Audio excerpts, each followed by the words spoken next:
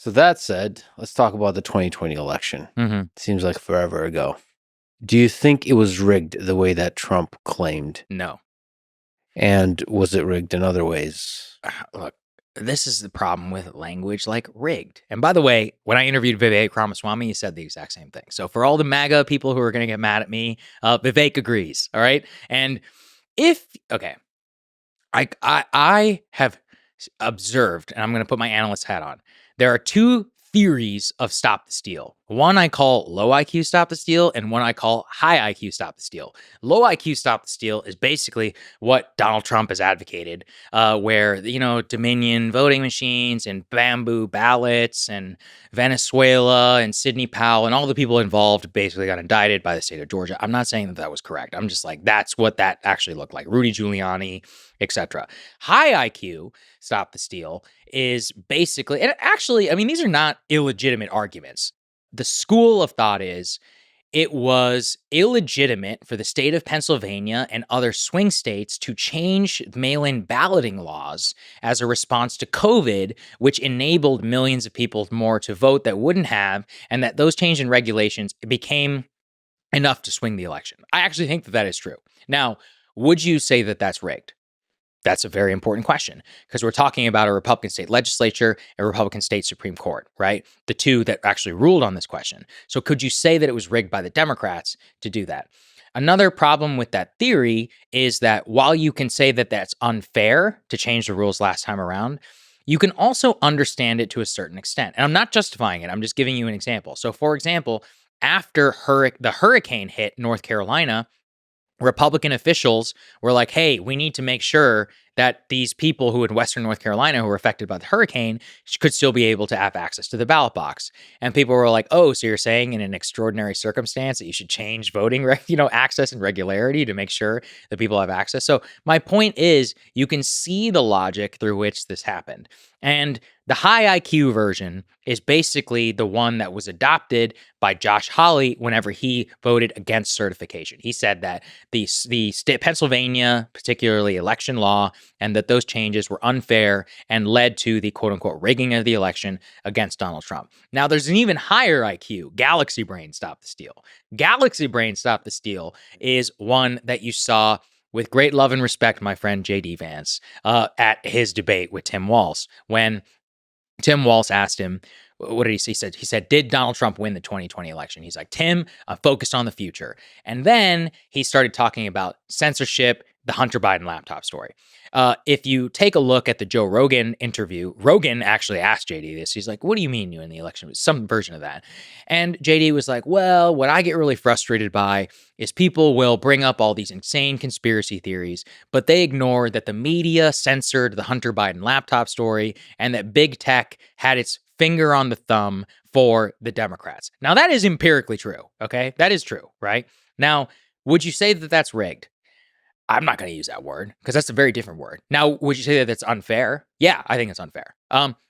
So there's a lot of MAGA folks picked up on this one. There was a Time magazine article in 2020 that's very famous in their crowd called, it was like the fight to fortify the election. And it was about all of these institutions that put their fingers on the scale for Joe Biden against Donald Trump. So I will put it this way. Was Donald Trump up against the titanic forces of billionaires, tech censorship, and elite institutions who all did absolute damnedest to defeat him in 2020? Yes, that is true. And in a sense, the Galaxy Brain case is the only one of those, which I think is truly legitimate.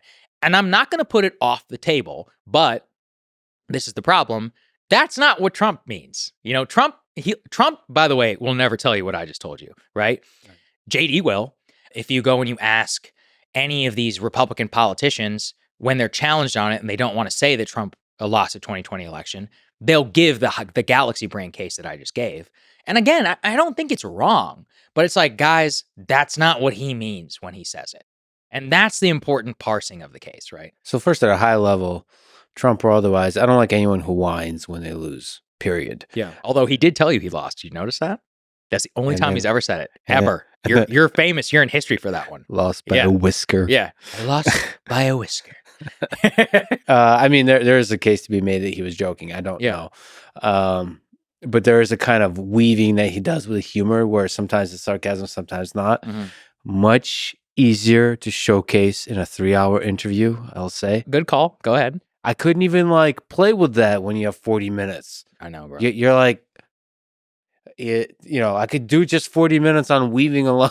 For your style, it doesn't work. And I can tell you how the way I interview politicians is I just do pure policy. So the first time I interviewed Trump, I compiled a list of 15 subjects, me and my editor, Vince Collier, shout out to Vince. And the two of us sat in an office, and then we had questions by priority in each category. And if we felt like we were running short on time, we would move around those different ones. But that was purely, he's the president. We're asking him for his opinions on an immigration bill or whatever. For what you do, it's impossible to do. Yeah, I just want to say that thank you for everybody involved for making my conversation with Donald Trump possible.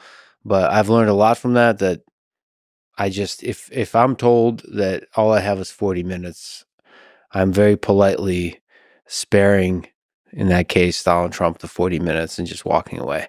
Because I don't think I can do a good job. I think that is the correct decision on your part. Yeah. And I also would encourage you to have the confidence at this point that you are in a position of something that we call in the business the ability to compel the interview. And by to compel means to be able to bring somebody else to you and not the other way around. Yeah. And I think that you and Rogan and a few others are in that very unique position. And I would really encourage you guys to stick to your guns on things that make you feel comfortable. Because, those of us in news, we will always negotiate. We're willing to do short form because we're asking about policy. But for the style that you help popularize, and I think that you're uniquely talented and good at, that's very important not to compromise on. So thank you for saying those words. And that's not just in the interest of journalism and the interest of conversation, it's the interest of the guest as well. Yeah, right? absolutely. To bring out the best in them. Yeah, I mean, I would feel really at a disservice. And I would feel like people would not get a unique understanding of like my own thought process and my backstory if I was not able to sit here for literally hours and to explain in deep detail like how I think about the world. Not that anyone cares that much, but it's just like I hope all I can do is I hope it's helpful. I want to help people think because when I grew up not far from here, 90 minutes from here, in College Station. I felt very uniquely closed off from the world. And I found the world through books. And books saved my life. So many different times. And I hope to encourage that in other people. I really, no matter where you are, no matter who you are, no matter how busy you are, you have some time to either sit down with a book or put on an audiobook, and you can transport yourself into a different world. It's so important. And that's something that your show really helps me with too. I love listening to your show sometimes when I'm too into politics and I need to listen to something, I'll listen to that Mayan historian guy. I love stuff like that. Absolutely. I've been a deep dive on Genghis Khan, reading Genghis Khan and then making him the modern world. Yeah, Jack Weatherford. Fantastic. Yeah, he's coming on. Is he? Yeah. Amazing. And again, shout out to Dan Carlin. The GOAT, the OG. Dan, I've never met you before. I would love to correspond at some point. I love you so much. You changed my life, man. I met him once before, and it felt... I listened to your interview with him. I was starstruck. Very, very starstruck. And he's just so much Painfultainment. I've listened to that many times. I think one of his best series, it gets no credit for, Ghosts of the Ostfront. Nobody gives him credit for that one. That's OG. This is a 2011 series. But his Ghosts of the Ostfront on the Eastern Front of the Nazi war against Russia fundamentally changed my view of warfare forever. And also, at that time, I was very young. And to me, World War II was Saving Private Ryan. I wasn't as well-read as I am now. And I was like, oh, shit, this entire thing happened, which actually decided the Second World War. And I don't know anything about this. So shout out to Dan. God bless you, man. And his quote-unquote short episodes, I think, on slavery in general throughout human history. That was an awesome episode. I actually bought a bunch of Hugh Thomas books because of that episode. I'd never really read about African slavery or the slave trade outside of the Civil War context. So again, shout out to him for that one. That was an amazing episode. His Japan series too. I'm going to Japan in a few days. Yeah. And I keep thinking of what he always talked about in his Supernova in the East. The Japanese are like everyone else, but only more so. And God, I love that quote. Okay, he's great. And I ironically arrived at this tangent while talking about the 2020 election. Yeah. That's why podcasting is fun. because you said lost by a whisker. Yeah. And now we're dragging us screaming back to the topic. One of the things I was bothered by is Trump claiming that there's widespread, as you're saying, low IQ theory, the widespread voter fraud. And I saw no evidence of that he provided. Mm-hmm.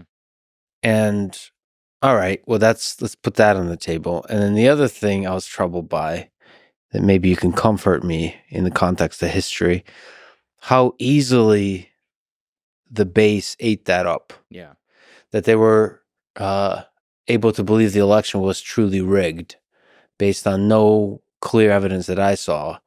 And they just love the story. And there is something compelling to the story that, like this DNC type, like with Bernie, the establishment they're corrupt and they steal the will of the people.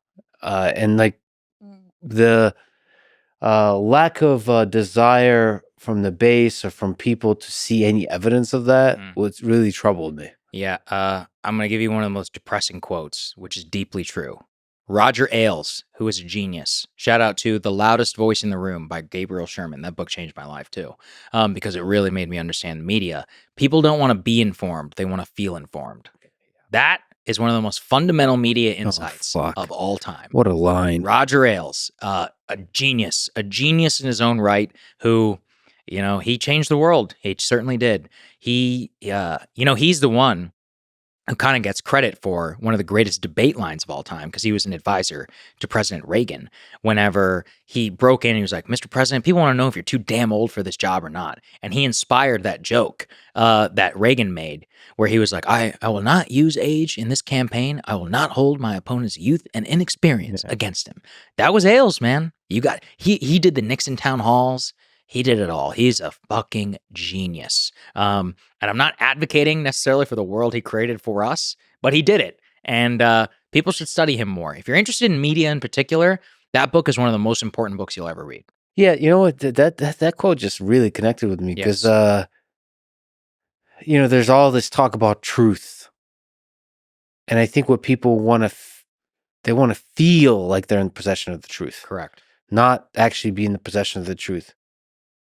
Yeah, I know. It's one of the, it hit me too. Actually, Russell Crowe does an amazing job of delivering that line in the Showtime miniseries. So if you have the chance, you should watch it. And look, this is the problem. Liberals will be like, yeah, see these idiot Republicans. I'm like, yeah, you guys have bought a lot of crazy, stupid shit too, okay? And if actually, I would say liberal misinformation, quote unquote, is worse than Republican disinformation because it pervades the entire elite media like Russiagate or Cambridge Analytica or any of these other hoaxes that have been foisted on the American people. The people who listen to The Daily and from the New York Times are just as brainwashed, lack of informed, want to feel informed as people who watch Fox News. So let me just say that out there. It's an equal opportunity cancer in the American people.